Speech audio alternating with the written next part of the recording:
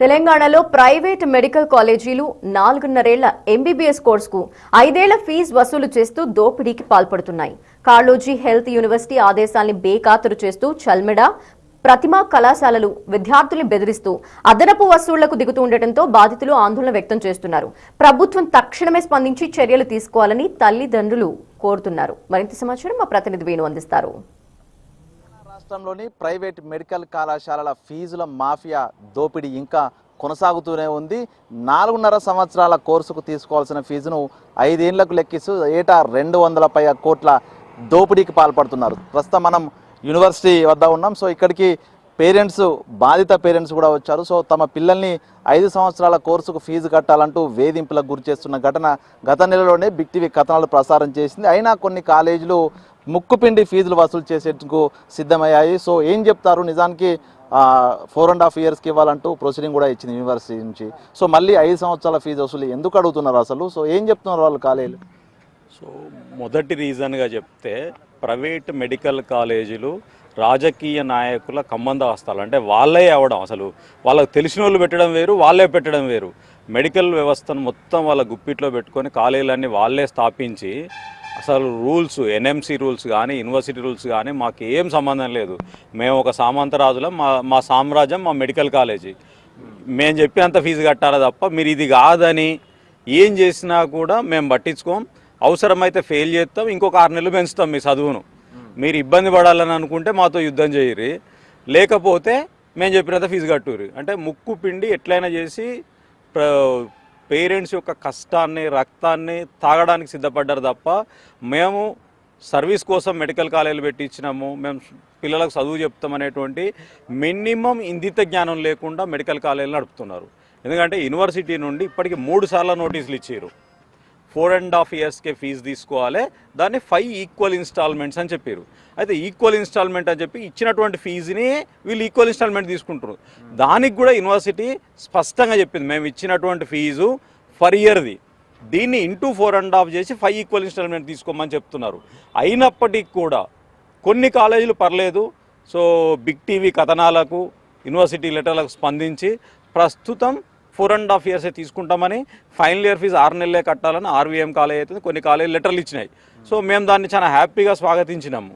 కానీ ఇంకా కొన్ని కాలేజీలు ఏదైతే ప్యూర్లీగా రాజకీయ నాయకుల సంబంధాస్తాలలో లేదా వాళ్ళు పెట్టినవి ఉంటాయో వాళ్ళకి అసలు రూల్స్తో సంబంధం లేదు. ఎందుకంటే ఒక్క రూల్ మేము పాటించాలని అనుకుంటే వాళ్ళు ఒక 20-30 కోట్ల నష్టానికి పోతున్నారు.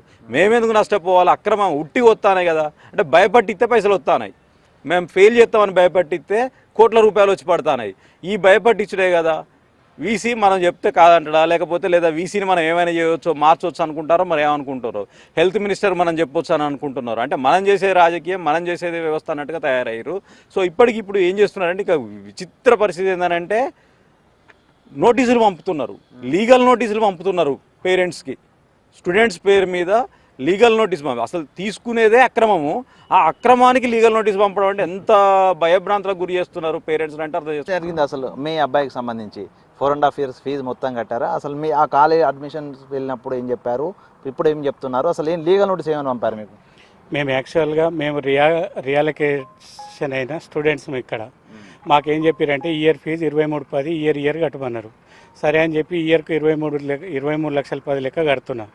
లాస్ట్ కొద్దిగంత పేమెంట్ బ్యాలెన్స్ ఉంటే హాల్ టికెట్ ఇవ్వలేదు. ఆ రోజు 4.5 ఇయర్ కడితే ఇస్తామంటే సరే అని చెప్పి అక్కడిక్కడ తెచ్చి 4.5 ఇయర్కు ఫుల్ పేమెంట్ చేసేసిన. అప్పుడు హాల్ టికెట్ ఇచ్చారు. లాస్ట్ ఎగ్జామ్ రోజు మళ్ళీ హాల్ టికెట్ గుంజేసుకోరు స్టూడెంట్ దగ్గర.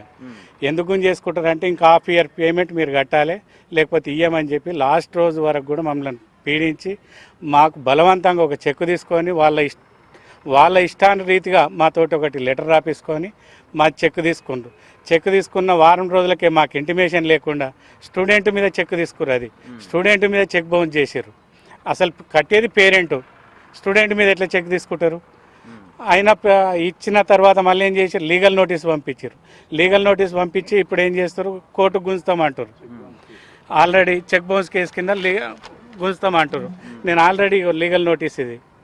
తర్వాత ఇప్పుడు ఇంటర్న్షిప్కు పంపించమంటే మేము మీరు ఇచ్చిన చెక్ పేమెంట్ కట్టిన దాకా మేము అలౌడ్ చేయమని మమ్మల్ని పీడిస్తారు. అంటే మీరు అడగలేదా 4.5 ఇయర్స్కే అక్కడ ఈ ఎంబీబీఎస్ కోర్స్ ఉంది, ఆ ఫీజు కట్టినాం కదా మళ్ళీ ఎందుకు కడుతున్నా అడిగి వాళ్ళని ప్రశ్నించిరా?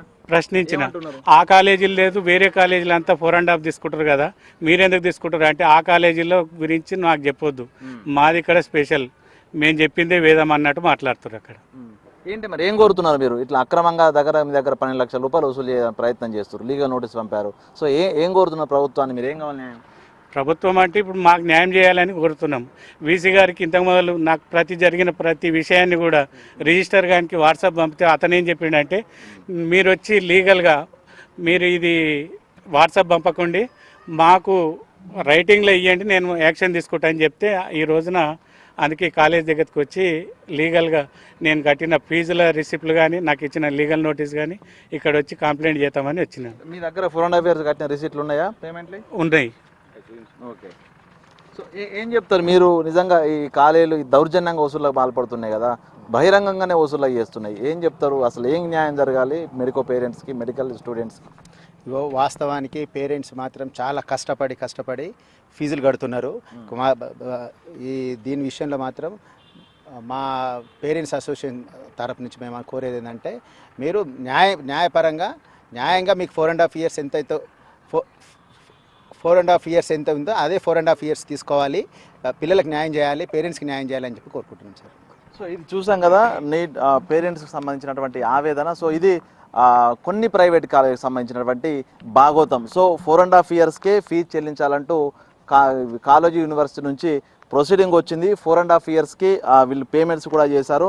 కానీ ఎక్కడ లేని విధంగా విద్యార్థికి సంబంధించిన అంశంలో వాళ్ళ చెక్లను తీసుకోవడం, ఆ చెక్లను డిసానర్ చేసి ఈ విధంగా లీగల్ నోటీసులు అన్యాయంగా హాఫ్ ఇయర్ సంబంధించిన ఫీజును వసూలు చేసుకోవడానికి లీగల్ నోటీసులు పంపిస్తూ విద్యార్థులనే కాదు విద్యార్థుల పేరెంట్స్ను కూడా ఇబ్బందులకు గురి చేస్తూ తమ అక్రమ దోపిడీ కోసము ఇంతకు దిగజారుతున్నటువంటి సిచ్యువేషన్ తెలంగాణ రాష్ట్రంలోని కొన్ని ప్రైవేట్ కాలేజీలో ఉంది. వాళ్ళ వెనుక రాజకీయ నాయకుల హస్తం ఉంది. సో గత నెల నుంచి కూడా ఈ నీట్ పేరెంట్స్ ఆధ్వర్యం లోపల ఈ అక్రమ ఫీజుల దోపిడీపై పోరాటాలు కొనసాగుతున్నాయి.